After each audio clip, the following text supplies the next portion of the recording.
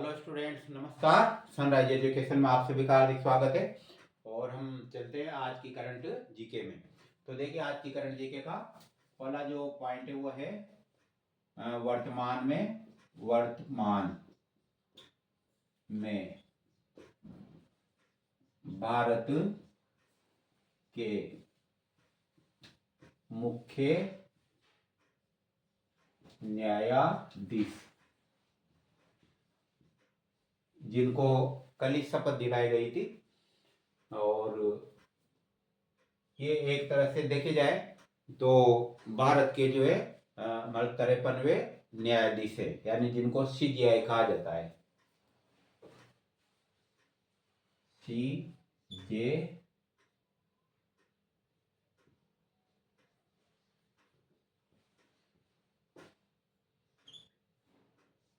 Chief justice of India, तो जिनको CGI कहा जाता है, चीफ जस्टिस ऑफ इंडिया। तो इनका जो नाम है वह है सूर्यकांत।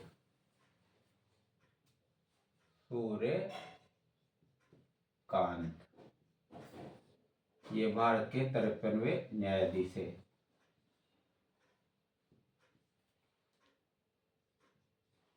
मुख्य न्यायाधीश।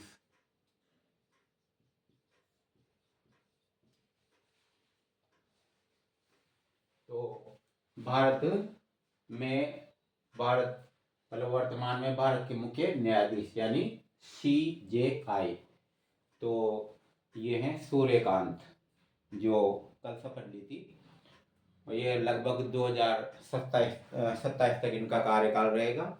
इसके बाद है टाइम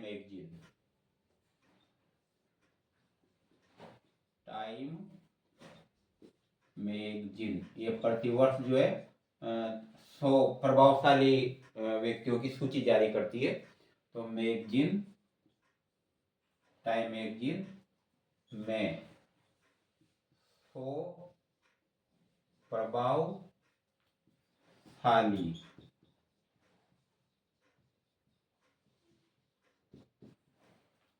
में एक भारतीय यानी 100 प्रभावशाली व्यक्तियों में एक भारतीय और भी शामिल है इसमें। लेकिन जो विशेषकर जो प्रभावशाली लोगों की सूची जारी की, उसमें जो है एक जो भारतीय, उनका नाम है रेशमा केवल रानी।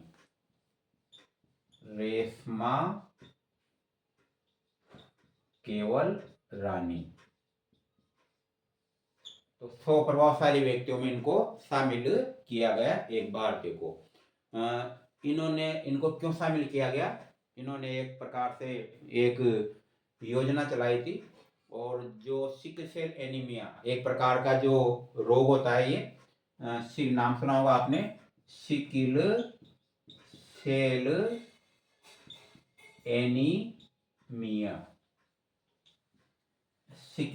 एनीमिया। यानी इसमें जो आरबीसी रहती है, सामान्यतः आपने देखा होगा आरबीसी जो तस्तरी के आकार की होती है या गोलाकार होती है। तो इस रोग में जो आरबीसी है ये पिचक जाती है, ये ऐसे पिचक करके लंबी जाती है। सामान्यतः कहते हैं ना इसको दराती नुमा। सामान्य भाषा में मतलब जैसे इस टाइप आकार होता है इनका, दराती बोलते हैं इसको। ये लोहे का बना रहता है, ये हत्था रहता है ये। तो कहने का मतलब इसका जो आकार है वो दराती नुमा हो जाता है, किसका? आरबीसी का। और इसमें जो हीमोग्लोबिन जो बीज केंद्र में होता है ना, वह हीमोग्लोबिन भी जो है इस प्रकार से आकार ले लेता है। तो जो आरबीसी है इस प्रकार की आकृति हो जाती है। तो अगर ऐसा आकार हो जाएगा आरबीसी का, तो फिर ये O2 का परिवहन नहीं कर पाएगी, क्योंकि जो मुख्यतः आरबीसी है और इसमें जो हीमोग्लोबिन होता है वो हीमोग्लोबिन HB ऑक्सीजन से क्रिया करके HbO2 बनाता है, यानी ऑक्सीमोग्लोबिन बनाता है, जिसके कारण जो ऑक्सीजन है कोशिकाओं तक पहुंचती है। तो इसमें जो सिकल सेल एनीमिया जो रोग है, इसमें क्या होता है, O2 का परिवहन नहीं हो पाता है, इससे श्वसन में प्रॉब्लम आती है। और धीरे धीरे दम घुटने से व्यक्ति की मृत्यु हो जाती है। तो इन्होंने क्रिस्पर जो एक तकनीक थी, तो उससे एक दवा बनी सिकल सेल एनीमिया की। तो उस जो दवा है उसको मंजूरी दिलाने में महत्वपूर्ण भूमिका निभाई थी। तो याद रखना, इन्होंने सिकल सेल जो एनीमिया रोग है उसकी जो दवा है उसको मान्यता प्राप्त करने में अहम भूमिका निभाई थी, इसलिए इनको शामिल किया गया इस सूची में। और इसके बाद में 19वां विश्व यार ना क्रिस्पर तकनीक, क्रिस्पर जो तकनीक है उससे इसका जो दवा बनी थी सिकल सेल, अभी तक कोई दवा नहीं थी। सीधी बात है, अभी भी आप देखो जो आनुवंशिक रोग है, हीमोफीलिया, सिकल सेल एनीमिया है ना, इसके अलावा मतलब जैसे ये वर्णांधता है, इनका अभी तक उपचार नहीं है। हाँ, ये धीरे धीरे भविष्य में मतलब बायोटेक्नोलॉजी द्वारा इनका उपचार संभव हो सकेगा। इसके बाद है तीसरा 19वां विश्व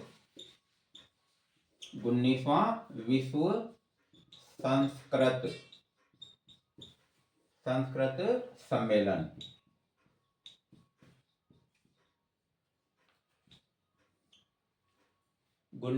विश्व संस्कृत सम्मेलन तो कहाँ पर आयोजित किया गया था? ये नेपाल की राजधानी काठमांडू में, नेपाल की राजधानी है काठमांडू। तो वहां पर ये आयोजित किया गया था। वैसे भी आपको याद है जो नेपाल है विश्व का एकमात्र हिंदू देश है, विश्व का एकमात्र हिंदू देश है नेपाल।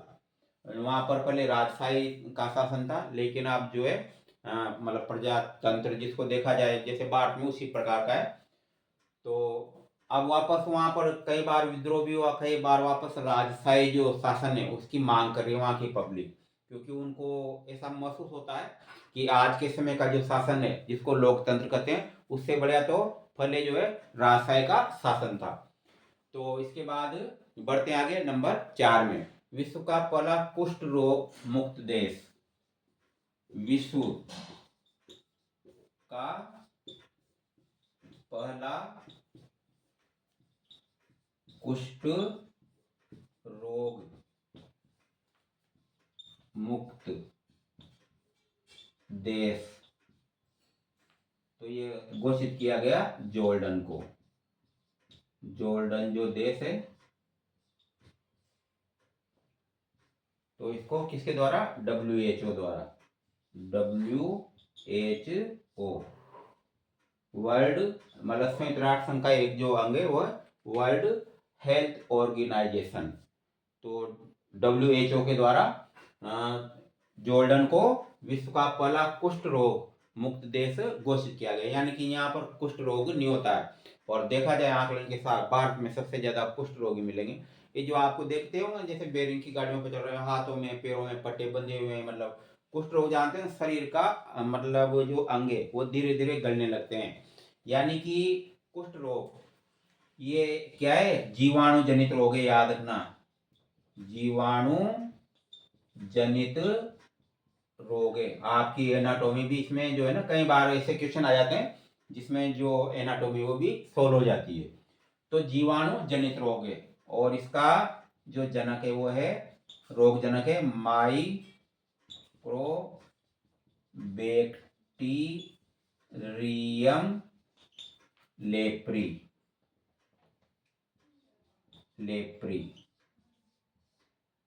तो याद रखना इसका भी है, जीवाणु जनित रोग है कुष्ठ रोग, और जिसका रोग जनक है माइकोबैक्टीरियम लेप्री। माइकोबैक्टीरियम, अब आगे का जो शब्द आ रहा है वो मैच कर रहा है, क्योंकि इसमें जो ट्रीटमेंट चलता है आज भी, जैसे जो ट्रीटमेंट चलता है ना वो टीबी की जो बीमारी में जो चलता है वही ट्रीटमेंट इसमें दिया जाता है। ये तो देखा जाए तो पहले से अगर पता लग जाए तो इसका पूरा मतलब उपचार है और इसका उपचार किया जा सकता है। लेकिन अगर मान लो शरीर में फिर इन्फेक्शन हो गया तो इसमें होता क्या है, पहले जैसे उंगलियां पैरों की, यहाँ से शुरुआत होती है इसकी, उंगलियां होती है पैरों की या हाथों की, तो उसमें धीरे धीरे मतलब दर्द होता है, फिर धीरे धीरे उसमें मतलब जैसे मलमावासिक हो जाती है, यानी कहने का अर्थ है उंगलियां गलने लगती है। इस जीवाणु के द्वारा। धीरे धीरे फिर ये रोग बढ़ता जाता है। यहाँ तक आप देखो कई व्यक्ति बूंदे से हो जाते हैं, मतलब यूं हाथ के दोनों हाथ है ना, धीरे धीरे गल के समाप्त हो जाते हैं, वैसे पंजे समाप्त हो जाते हैं। तो ये रोग होता है। लेकिन इसका तुरंत अगर उपचार करवाया जाए तो यह आगे बढ़ने से रोका जा सकता है, क्योंकि इसका परमानेंट उपचार है। इसलिए प्रत्येक जिला स्तर पर क्या किया गया है, मतलब कुष्ठ रोग निवारण केंद्र स्थापित किया गया है, और दवा भी क्या है, निःशुल्क दी जाती है, और डॉक्टरों की जो देख रेख में रोगी को रखा जाता है।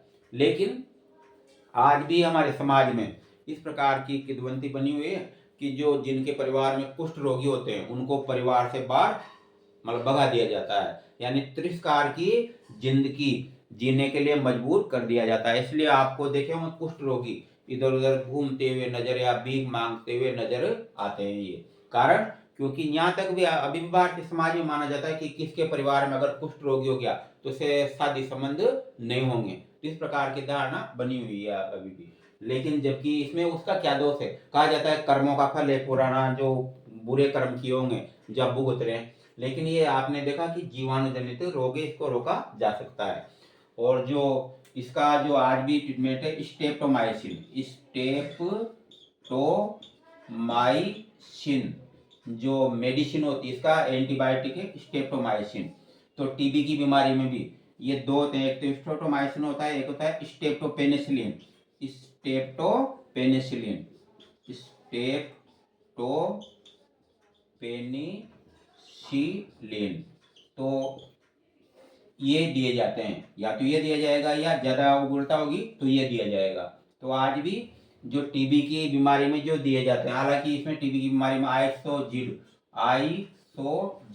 नाम की टेबलेट भी दी जाती है, और कई और नई नई मतलब टेबलेट आ गई बायोटेक्नोलॉजी द्वारा जो बनी है।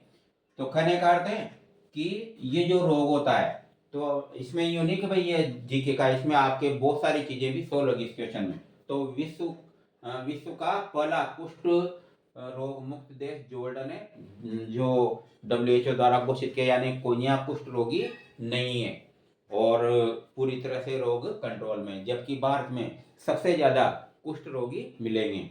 अब सवाल ये उठता है कैसे होता है। अब ये या तो इसके संपर्क में आ जाते हैं, मुख्य रूप से तो अभी भी नहीं कहा जा सकता, लेकिन आज भी ऐसा देखा जाता है कि खान पान के कारण होता है, जैसे उल्टा सीधा फंगस युक्त या कुछ अशुद्ध चीजें खाने में आ जाती है, तो फिर इस प्रकार से रोग होता है। तो आगे बढ़ते हैं हम।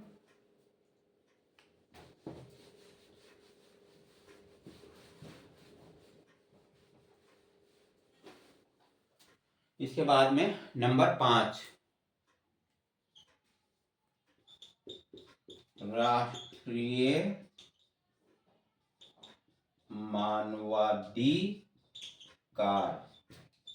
मानवाधिकार आयोग के अध्यक्ष, राष्ट्रीय मानवाधिकार आयोग के अध्यक्ष।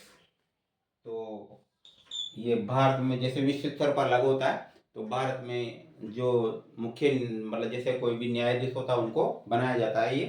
तो ये न्यायमूर्ति, आगे शब्द लगता है ये न्यायमूर्ति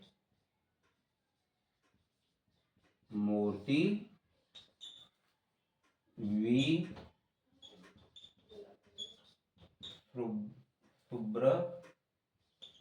सुब्रमण्यम।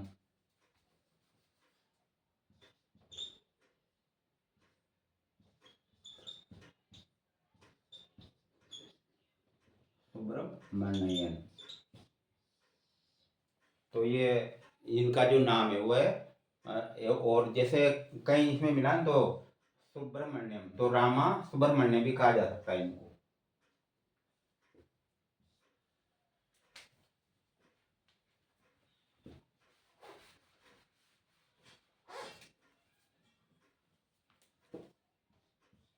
वी रामा सुब्रमण्यन,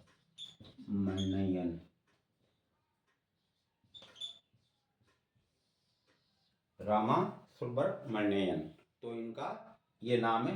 जैसे सुब्रमण्यम कई जगह आपको यूं मिलेगा वी सुब्रमण्यम, लेकिन जैसा है ना रामा सुब्रमण्यम भी इनका नाम है। तो इस प्रकार से ये राष्ट्रीय मानवाधिकार आयोग के अध्यक्ष है।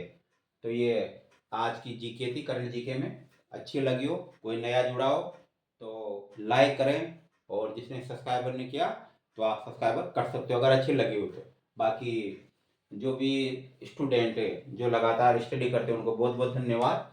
और आगे भी जैसे भी मतलब मुझे टाइम मिलता है तो आपके सामने मैं ये नई करंट जीके लेके आता हूँ, और इसमें से जब आप स्टडी करोगे जब पता लगेगा एग्जाम में कि कितने सारे क्वेश्चन इसमें से आते हैं। बाकी धन्यवाद, कल स्टडी करेंगे।